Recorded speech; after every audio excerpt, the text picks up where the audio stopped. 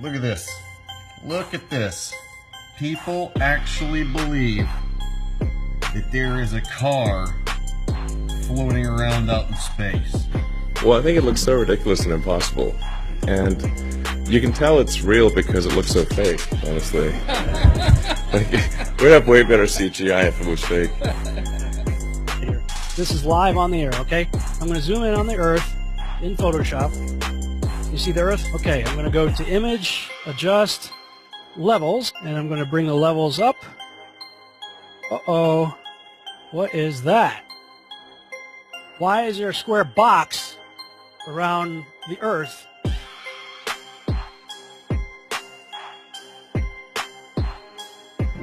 It is Photoshop, but it's has to be. It is Photoshop, but it's has to be. It is the world that has been pulled over your eyes to blind you from the truth. What truth? That you are a slave, Neo. Like everyone else, you were born into bondage, born into a prison that you cannot smell or taste or touch. A prison for your mind.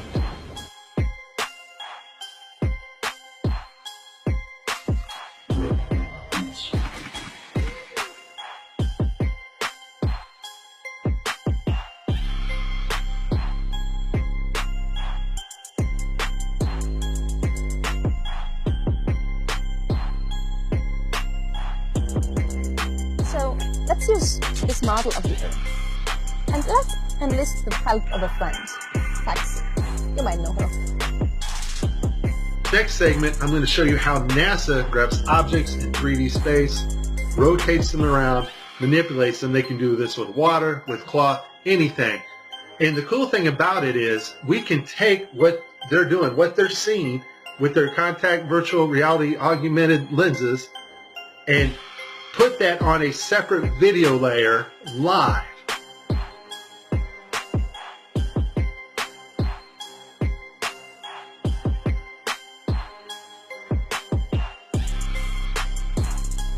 Okay, I have a lot of Tim Peake screw-ups, but this one here, the system glitches, the software does not track his hand properly, and Tim slips his hand underneath his other fingers, which is tightly holding onto the mic, which would be impossible.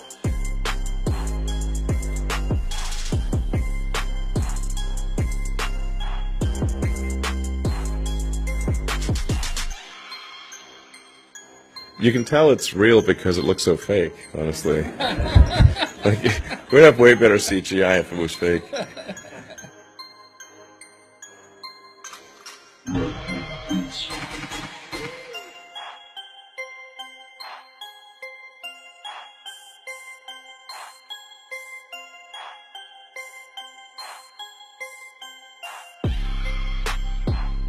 Just another example of NASA faking space. Let's take a look here at this supposed image of Jupiter. Nothing more than CGI fakery. The supposed auroras. Again, at NASA's official website, where it states Hubble captures vivid auroras in Jupiter's atmosphere. Here's the problem. The date of June 30th, 2016. Now take a look at this. Another so-called official image of Jupiter. This one's from back in 2014. You see the problem here?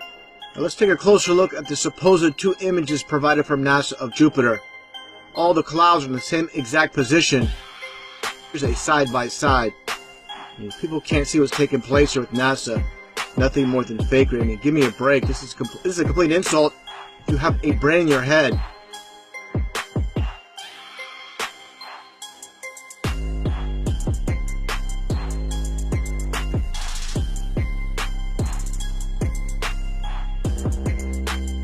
Look like you're in a studio, maybe in Omaha, Nebraska or something. The shot is so clear. Is this a hoax? Are you really in space still? I don't know. We're going to have to do something for you.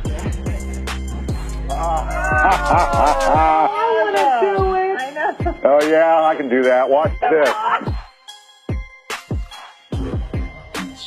Is this a hoax? Are you really in space still?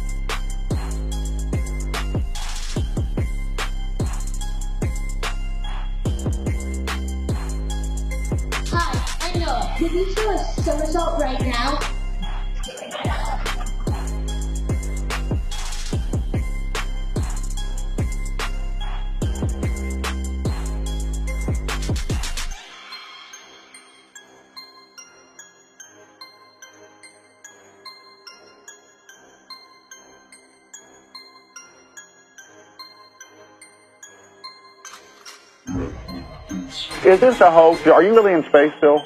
See the hair? See the hair?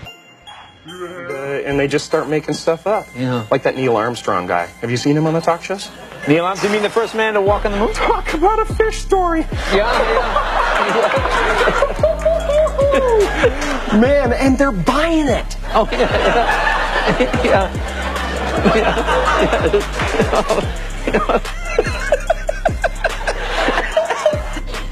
So many times during spacewalks outside the International Space Station, we can see air bubbles rising up. Can you touch on how there are air bubbles in space?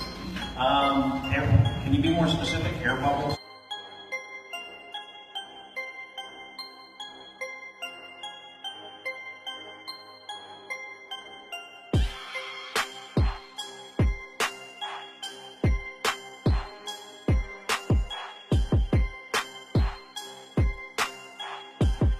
So yeah, like a lot of times during the footage, the NASA footage, you can see bubbles coming up out of the helmets or kind of from underneath you. How do you explain bubbles in space? Yeah, I'm not sure exactly what you're talking about. Now sometimes you get water in the helmet, and it comes. It's either from sweat or from the cooling garments, and that's generally what that is. I've never seen any kind of air bubble anywhere. Could it be that you're filming in an underwater pool and you're not really out there?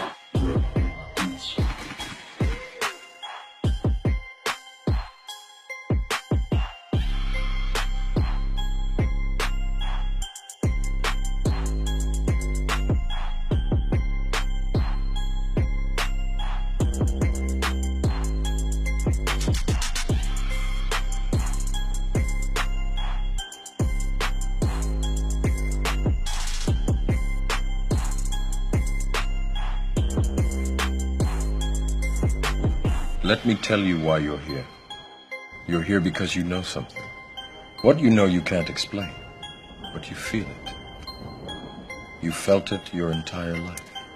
That there's something wrong with the world. You don't know what it is, but it's there, like a splinter in your mind, driving you mad. You're a coward and a liar and a thief.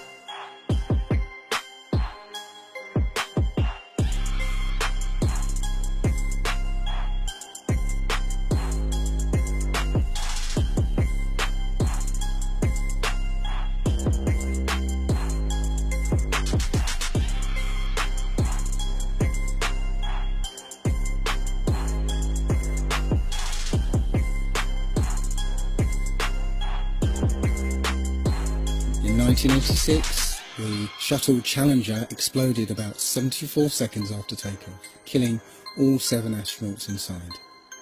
Or did it? It turns out that 6 of the 7 are still alive and kicking today.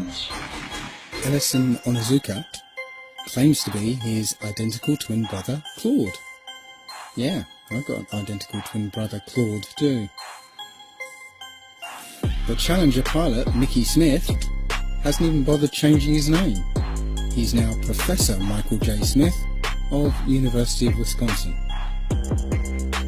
Now, Krista McAuliffe was a bit of a sneaky one. She was the Challenger payload specialist, quite famous for being a teacher. It turns out during her astronaut days she was using her middle name, Krista, and now she goes by her first name, Sharon. The Challenger commander, Francis Richard Scobie, is now Dick Scobie, which sounds like a rather unpleasant disease. Judith Resnick, the Challenger mission specialist, again hasn't even bothered changing her name. She's a professor at Yale Law. And finally, Ronald McNair, another Challenger mission specialist, claims to be his identical twin brother, Carl McNair. What are the odds? So there I was, just minding my own business, looking at Google Earth, and this big, snow-covered monstrosity is staring me in the face like, why is that covered in snow? So I keep digging a little bit deeper, and I finally get underneath this cloud cover here, and a few images pop up. And I say, oh, images, what are they? Well, this is what you got, which I'm sure that looks familiar to you, right? Looks just like the pictures they give us of Mars. So I'm just kind of creeping around here and definitely noticing the same kind of undulation changes and same kind of rock, same kind of dirt. The only thing that's missing is that nice little red tint that they pay somebody $150,000 a year to put on there. So I'll keep kind of going through here and see if it... What the...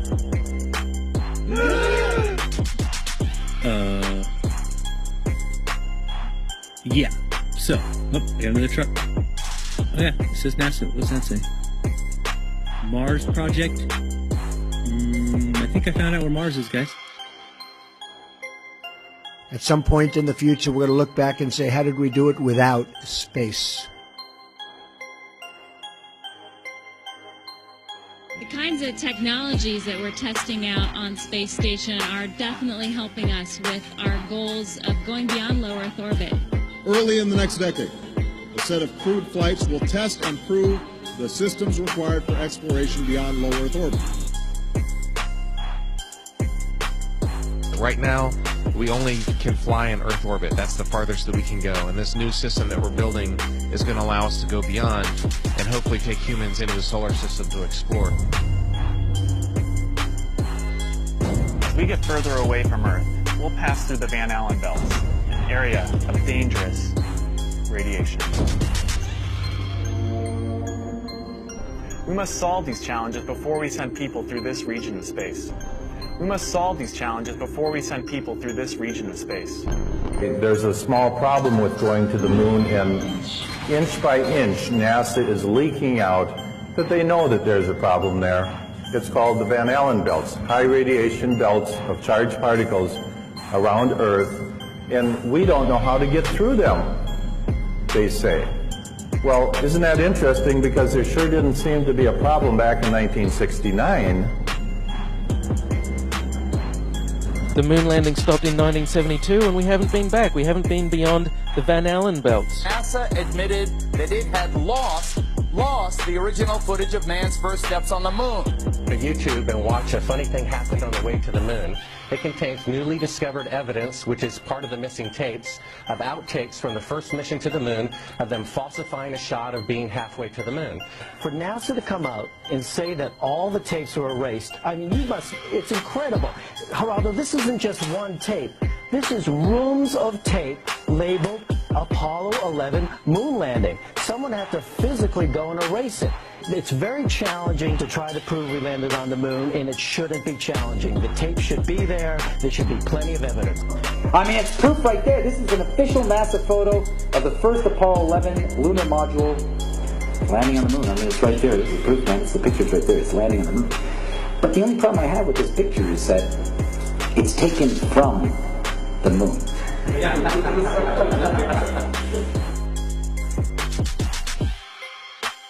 People who believe they saw the landing on the moon because they heard it on the radio.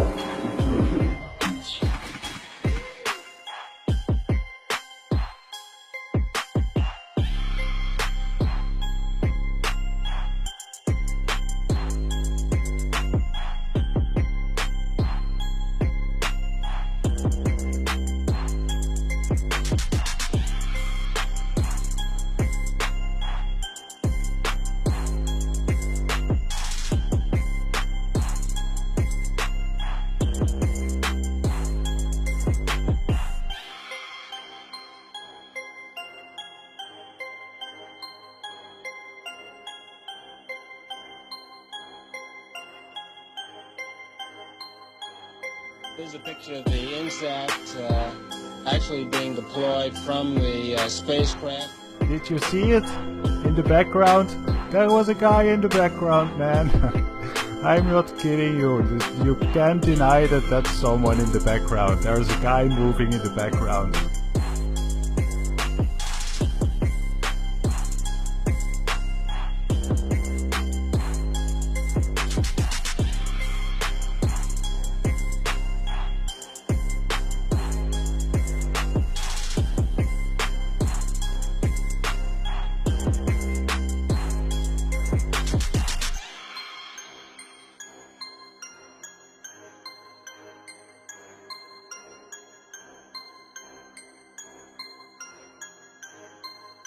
And I'll tell you, just if nothing else, here's why you can tell they're not fake.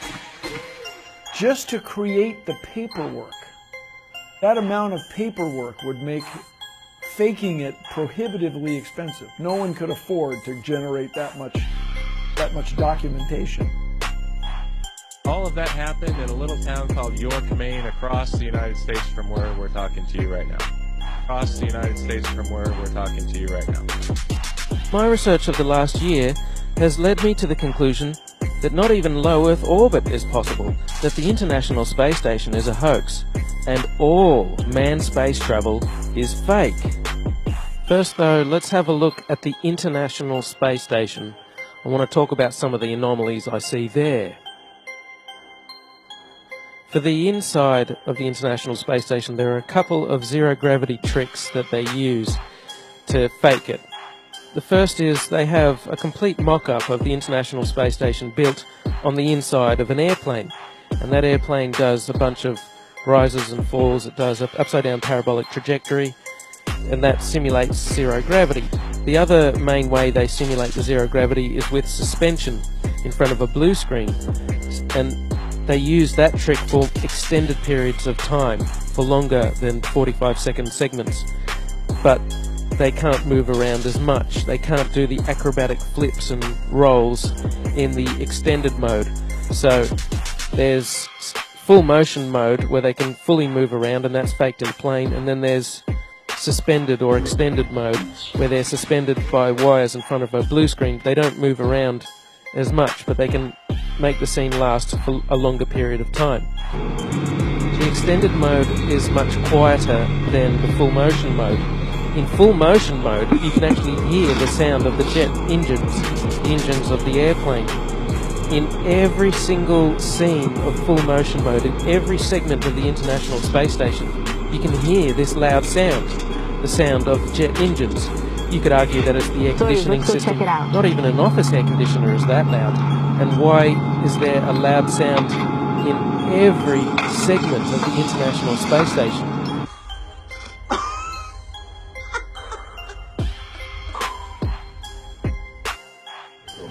Mr. Armstrong, Bart Sibrel, ABC Digital. Wanted to give you the opportunity to swear on the Bible that you walked on the moon. Will you put your left hand on the Bible and swear to God that you walked on the moon? You have $5,000 cash. You can give it to charity if you swear on the Bible that you walked on the moon. Please I have the tape. That'd be fine. Why don't you swear to... Why not? Why won't you do it?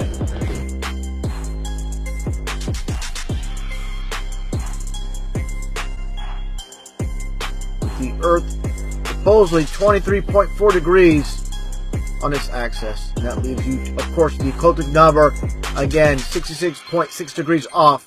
Well, Earth is supposedly orbiting around the Sun at 66,600 miles an hour.